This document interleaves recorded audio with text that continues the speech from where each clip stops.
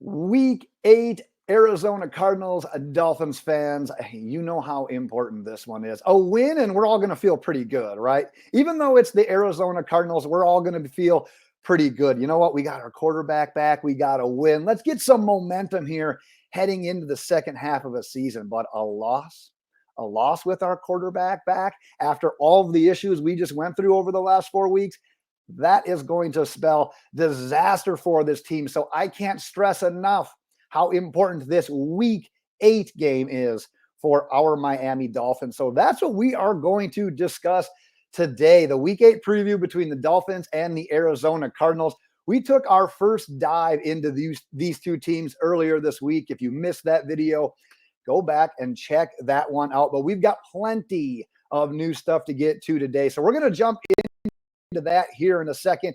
First and foremost, though, before we do, if you haven't done so already, make sure you are getting subscribed. Would definitely appreciate that.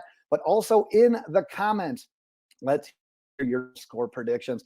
Hopefully the Dolphins can pull this one out. But regardless, let's load that comment section with a bunch of Miami Dolphins wins here in that comment section.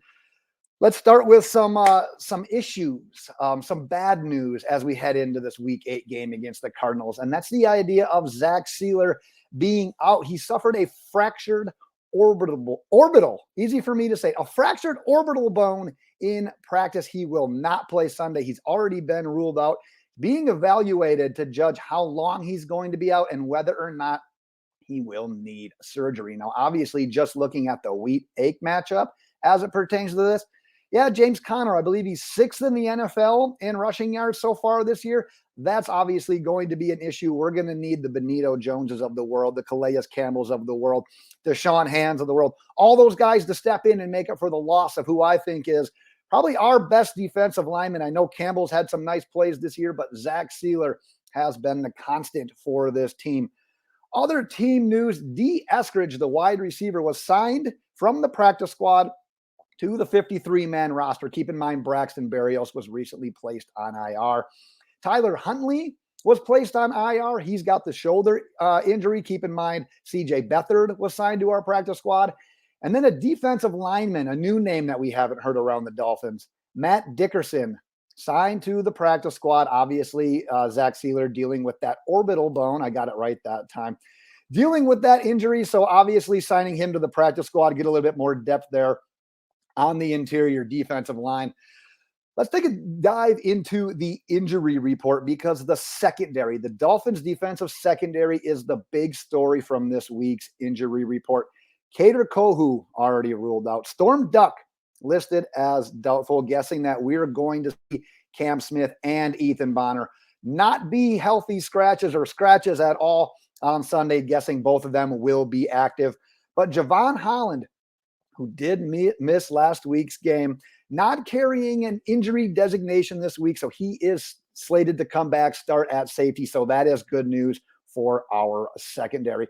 Tua being listed as questionable is essentially a formality since he wasn't technically lifted from IR yet when the final injury report came out. So don't worry. He says he's questionable. He is starting. And then Tyreek Hill, also listed as questionable. Mike McDaniel sounded very optimistic, saying he's likely going to be good to go for Sunday as well. So in my opinion, that is a non-story. You'll also notice that Emmanuel Ogba's name isn't going on the scroll. So he will be set to return on Sunday after missing last week. Like I said, if you missed the last video we did, go back and check that one out. We took a deeper dive into both the Dolphins and the Cardinals. So check that out if you haven't yet. But as we do with this video, going to talk about some of the keys, some of the things that I'm going to have my eye on in Sunday's matchup against the Cardinals. Now, one of the things I'm going to keep an eye on, with Tua coming back, with Mike McDaniel almost feeling probably more comfortable as a play caller, because you could tell that there was a lot of uncertainty when he wasn't having Tua as his quarterback, is how's McDaniel going to treat Tua's return? Is he going to dial up more quick throws, try to get the ball out of Tua's hand faster? Maybe he's safe with him, protect him a little bit more in this first game back, coming back from that concussion. So are we going to see the ball out of his hands in 2 seconds? Are we going to see the idea of Tua, if there's any sort of rush coming his way, any sort of danger. Remember last year when he started and played every single game? If there was any sort of danger, he was getting down. He wasn't doing that much already in the 2024 season. He was trying to create a little bit more outside of the pocket. Are we going to see a scaled back version of Tua? Or are we going to see more quick throws? Going to be keeping my eye on that. Defensively, you look at the Arizona Cardinals and you automatically think top dual threat quarterback, Kyler Murray. Well, Anthony Weaver has been, as the kids say these days, in his bag this year defensively. We're what? Top against the pass in the entire NFL. In total defense, we're doing very well as well. Against the run is where we struggle a little bit. So we've got that loss of Sieler. We've got James Conner we've got to factor in. But now you got to contain Kyler Murray as well. We do get Emmanuel Ogbah back, so that's going to help. But we talked about this in the preview video as well. Those edge rushers, you got to maintain your lanes. You can't sell out for sacks. You got to stay in your lane. You got to contain them to the pocket. So are we going to see less blitzes? Are we going to see more coverage? That's kind of where I'm thinking this goes, but I'm really interested to see what Anthony Weaver dials up in regards to containing Kyler Murray. All right, we've got a healthy stable of running backs finally. We're talking Mostert, Achane, Jeff Wilson's healthy. I don't think he's going to end up being a healthy stretch. And then Jaylen Wright, who we all want more carries, more touches for. So how is that distribution going to play out? One of the viewer questions I'm going to hit on here talks more about that as well. But this distribution of touches, not just carries, but touches for the running back, what Mike McDaniel is going to do, because what's that safety net for Tua? How do we avoid him having so many dropbacks? How do we avoid him facing so much pressure? Edge rushers flying off and trying to get to him. You run the ball, and you run the ball successfully. You got those three guys. Give them those carries, but I want to see the distribution of those carries. And one more thing before we get into some of the questions that came in this week. What are we going to do with Marvin Harrison Jr.? Because he's not having like this statistical monster season. He did have one game this year, but he's still their best pass catching option outside of Trey McBride. So are we going to see Jalen Ramsey in that shadow role? Because Anthony Weaver this year, he's used Ramsey on one side. He's used Ramsey in a shadow mode. Last week against the Colts, we saw him used as a blitzer more often than not. How are we going to see Jalen Ramsey utilized in this game, especially with all those other cornerbacks that are also out? And I think one of the viewer questions that came in hit on that. So I'll stop it right there so I can get to that question. But speaking of the questions, let's get to a few of them here before we get into the final prediction. This one from Dean. I think Jaylen Wright should move into a larger snap count with Devon Achane as the scat back. Have Raheem Mostert spell either. Do you see this coming? In a perfect world, I want to see Devon Achane used more as a receiving running back, and that would mean more carries for Jaylen Wright, Raheem Mostert. I think they're just built a little bit more for it. That's not taking anything away from Devon Achane. I just think he maximizes his carries when he's not that lead back that's pounding every single time. You get the carries to Wright. I want to see more carries for Jaylen Wright. That guy looks so natural, hitting the hole, making guys miss, finishing forward. He's done a great job when he's been given the opportunities. Mostert, he's had the fumbling last week. He's had some fumbling issues kind of recently as well. I still think Raheem Mostert's that guy that you get carries to. He ends up kind of getting better as the game progresses. And then guess what? You can sprinkle in Devon Achane, who's arguably one of the fastest guys in the league, as a guy that's running the ball and as a guy that can be a receiving threat, both out of the backfield and lined up out wide or in the slot. That's kind of my dream scenario. So yeah, I do agree with you. I would just like to see more carries for Jaylen Wright overall. Chris's question. Are you more interested in Tua connecting more so with Jonnu Smith or Odell Beckham Jr.? I like Jonnu Smith getting more targets the last 2 weeks. Chris, I have thought about this question, and my answer is probably going to feel like I'm ducking the question because I'm greedy.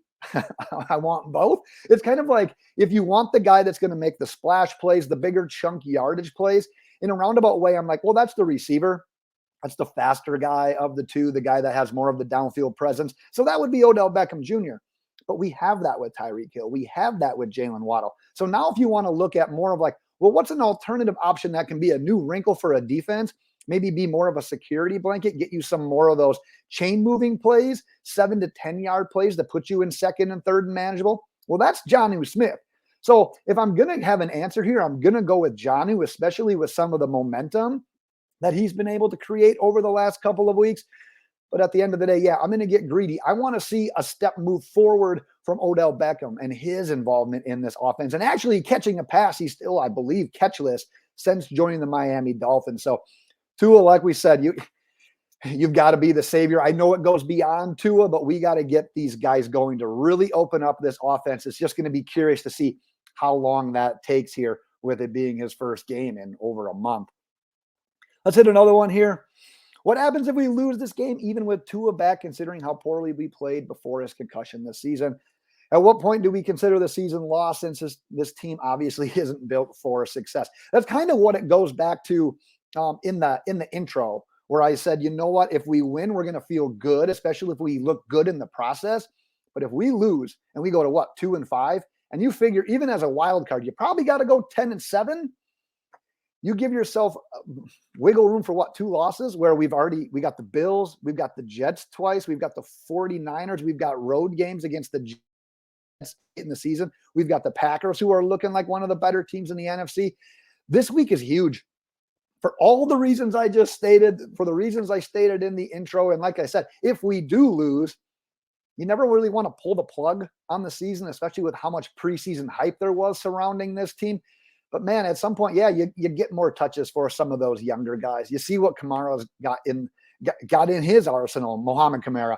You get more carries to Jaylen, right? Maybe you try to work in Patrick Paul somewhere, although I don't know that you necessarily want to pull the plug on Teron Armstead, because then you put Tua in more harm's way, because Armstead has been awesome this year when he's been healthy. So it's a tricky question. Let's just win this week and not worry about that. Let's do one more. What role will Cam Smith play in this game? Could he play boundary and have Ramsey flex to safety or the slot? And yeah, that's kind of what I talked about with how are we going to utilize Jalen Ramsey in this game, because we still got Ramsey, you got Fuller, Holland is back. So it's not like we're down too many of the main guys in the secondary, but Storm Duck was getting quite a few snaps. Ethan Bonner, if Storm Duck wouldn't have been the guy, Ethan Bonner would have been that guy. So at the end of the day, what kind of role are we going to see these guys? Well, it ends up depending on what Anthony Weaver does with Jalen Ramsey. Because if Ramsey shadows Marvin Harrison, and then all of a sudden you're like, well, Marvin Harrison's in the slot, Cam Smith, you're going to have to play boundary. So it's going to have to be a little bit of flexibility. I personally think Cam Smith is more so made for that boundary cornerback role. But at the end of the day, we saw a little bit in college. I think they've probably done a little bit of cross-training as well, considering the fact that Jalen Ramsey can be that chess piece, to get Cam Smith prepared for a role where he can play multiple cornerback spots. So, Dean, I'm right there with you. This is a great question. I'm curious myself to see how they handle it, but I think it's going to be dependent on what Jalen Ramsey does and that kind of flexibility that lends itself to these other cornerbacks. All right, let's get into the prediction. Like I said, drop yours in the comments as well. Let me get one more drink of coffee here before I give I'm giving the Dolphins a win. I got to get a little bit more stimulated for this. 28-23. I said all week, if this team can flirt with 30 points, we're going to feel like this sense, not just as a fan base, but as a team. They already believe. If you hear all those guys talking to the media since Tua's been back, they feel like their attitude has done a complete 180. This is going to be such a big game for this team. And we talked about it. Will there be rust? Will there be some jitters? Will there be the idea of Tua playing it safe? Yeah, maybe. But you look at this Cardinals defense, they can be had on the ground. They can be had through the air. Even if there is some of that rust, even if there is some of that hesitation by Tua, this offense should be able to get into that 28 to 30 point range. So yeah, I like the Dolphins' chances in this game. If you saw on the initial scroll, we're favored by 4. I've seen some places with 4.5. We're actually having one of the higher over-unders as well. So even the odds makers are saying Tua's back. This Dolphins offense is going to score some more. And I know there's hesitation with how it looked the first couple of weeks, especially against the Bills before Tua ended up getting hurt. But at the end of the day, if there's a team to get right against, if there's a team to get Tua back into the groove against, it is this Arizona Cardinals defense. So while, yes, maybe there's a little bit of rust right away, there's not much in regards to excuses at this point in time. Tua has had time with Tyreek Hill, with Jaylen, Waddle, with all of these running backs. There shouldn't be that much missing at this point in time. You got to go out there. You got to score your points because guess what? Anthony Weaver in this defense, if they've already been playing lights out, if they have a little bit of a lead, if they can get a lead early, and if they can count on the offense to score some points, imagine how much more free they'll play and how much more confident they'll be. Because like I said, they've already been getting it done when our offense has been, let's just call it lackluster. Let's be nice and call it lackluster. Imagine how good this defense can be if it knows, hey, we're going to give the ball to Tua, and they're going to go down there and they're going to put points on the board. That's what we need to see. We need to see this offense flirt for 30. If we can look good in the process, there's still going to be people saying, if we win, it was against the Cardinals. Consider the competition. At this point, I don't care. We haven't seen our quarterback in over a month. If we come out, we get this win, and we look good in the process, you're not going to hear me saying, well, you got to prove it again. I'm going to take it 1 week at a time, and we're going to enjoy that victory. So like I said, Dolphins fans, what did I go? 28-23. Let's hear your comments. Let's hear your score predictions in the comments as well. The recap video this week, Dolphins fans, probably going to be at some point on Sunday night with Halloween week, with me having 3 kids. I think we're going to do a little bit of trick-or-treating after the Dolphins game. Once again, I will go as a Dolphins player. I'll wear my old Dan Marino jersey, my helmet. I'll be rocking all that stuff, supporting the Dolphins here on Halloween. So I might be a little bit delayed in my recap, but don't worry, we will have one at some point following that game. Let's wrap it for there today, Miami Dolphins fans. Enjoy this game, and until next time, fins up.